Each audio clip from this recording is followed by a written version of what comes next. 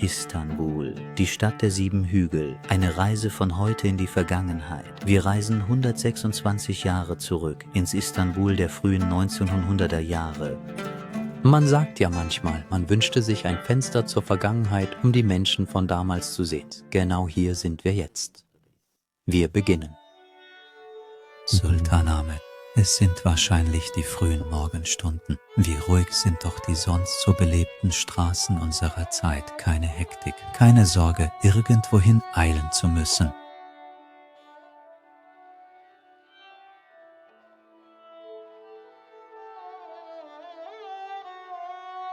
Gewänder und Wese, Nei und Ruhe.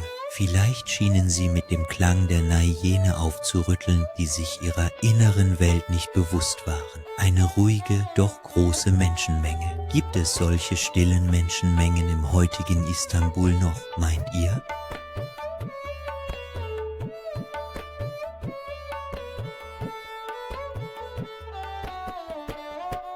Die Hagia Sophia Moschee, das Jahr 1897. Auf der einen Seite Kamele, die zum Lastentransport eingesetzt werden, im Hintergrund stehende Menschen und direkt daneben ein Phaeton, das damals wichtige Reisemittel.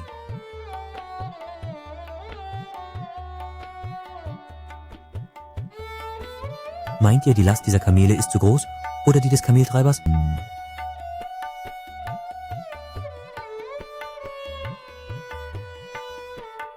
Oder ist der Kutschenbesitzer, der hinten auf Kunden wartet, besorgter? Oder die Pferde, die mit ihren Hufen keinen Fleck auf der historischen Halbinsel unbetreten lassen?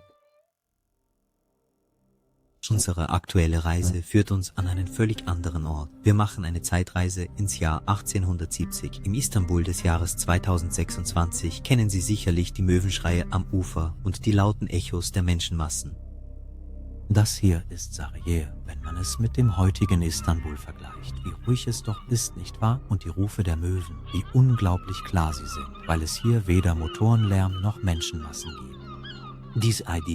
Dieses Boot, wer weiß, welche Träume, welche tiefen Schmerzen, welche neugierigen Blicke es wohl über all die Jahre getragen hat. Sind die auf diese Boote warteten, oder ihre Kinder wohl noch am Leben?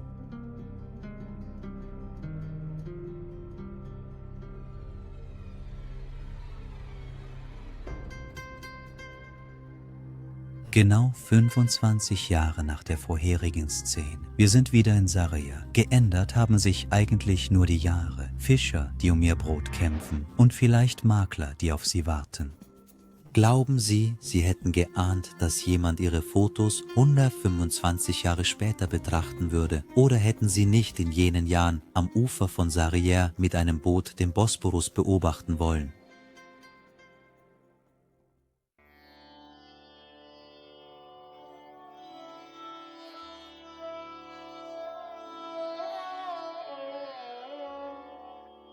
Diejenigen, die dem Brotverdienst nachjagen. Es waren natürlich nicht nur Bootsführer, Kutschfahrer, die heute verschwundenen Freiluftfriseure und die Pflege, die heute in schicken Salons mit speziellen Shows und Schönheitsidealen durchgeführt wird, wurden früher aus echter Notwendigkeit gemacht. Alles war natürlich, nicht ein Mangel, nicht ein Überfluss.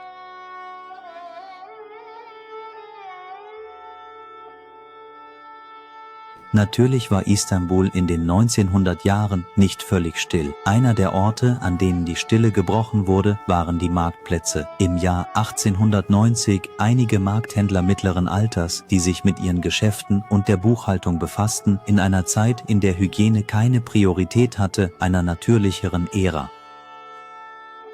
Ein völlig anderes Handelszentrum, das man für einen überdachten Basar halten könnte, aber doch mehr ist als ein einfacher, offener Markt. Menschen mit Fes und Mänteln, die alle auf ihre Art schick sein wollen. Genau in der Mitte ein brunnenähnliches Denkmal. Die Marktverkäufer, jeder eine eigene Welt, jeder ein eigenes Meer. Welche Geheimnisse und Verhandlungen diese Wände wohl miterlebt haben.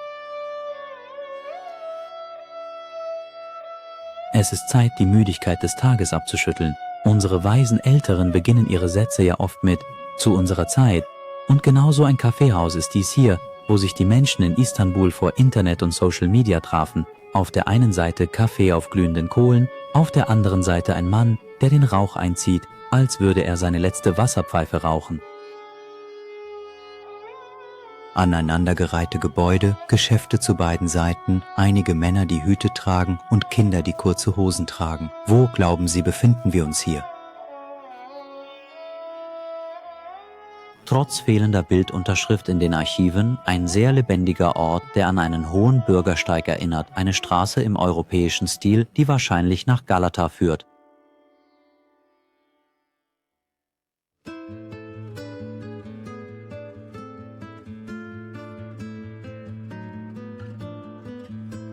Wieder ein sehr lebhafter Ort, doch inmitten dieser Lebhaftigkeit fällt eine bemerkenswerte Stille auf. Ein alter Mann mit seinem Stock in der Hand, der vielleicht schon kurz vor dem Ende seines Lebens steht. Wer weiß, was ihm alles durch den Kopf ging.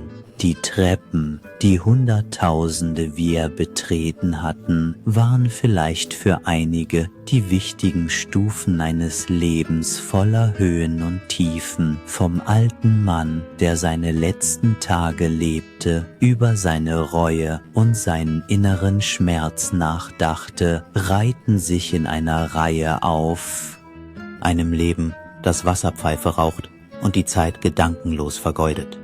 Sagen Sie mal, was ist Ihrer Meinung nach der Unterschied dieser Atmosphäre zu den heutigen Cafés? Ist es die Aufrichtigkeit, der Respekt, die Treue oder vielleicht gar nichts davon?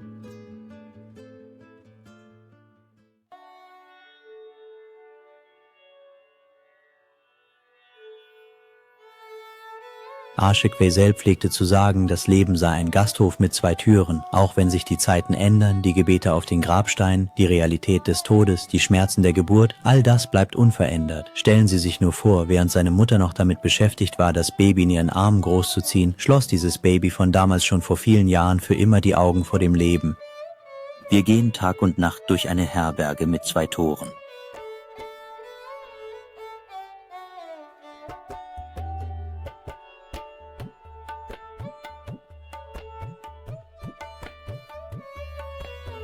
Das Jahr 1900 auf der Galata-Brücke, die von der Vergangenheit bis zur Gegenwart ein zentraler Ort war, wo die tägliche Hektik jede tiefe Gedanken vergessen ließ, während man zwischen Tod und Geburt war.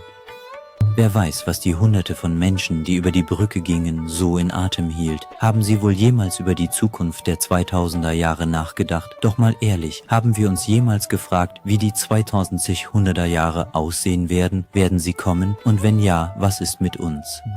Wie gesagt, ein Gasthof mit 2 Türen.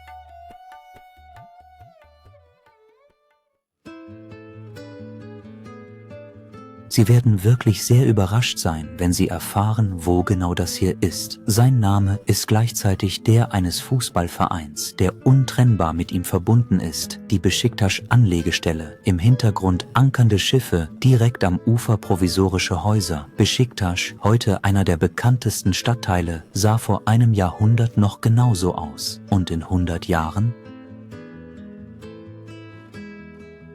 Anfang der 1900er Jahre begeben wir uns in die oberen Viertel von Beşiktaş. Dies ist einer der bekanntesten Orte des heutigen Istanbuls. Belebte Straßen, Theater, Hotels, europäische Botschaften, alles scheint sich hier versammelt zu haben. Konnten Sie es erraten?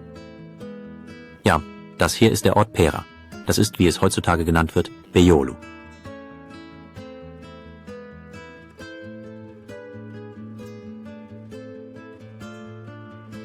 Und das ist die letzte Fotoanimation unseres Videos. Wir befinden uns im ersten Viertel des 20. Jahrhunderts. Das imposante Gebäude im Hintergrund ist eine Artilleriekaserne, ein riesiger Platz. Dies ist, wie Sie sicher ahnen, der Taksim-Platz. Wie wenige Menschen es früher pro Quadratmeter gab. Haben die Landflucht in die Städte wohl noch nicht ganz eingesetzt?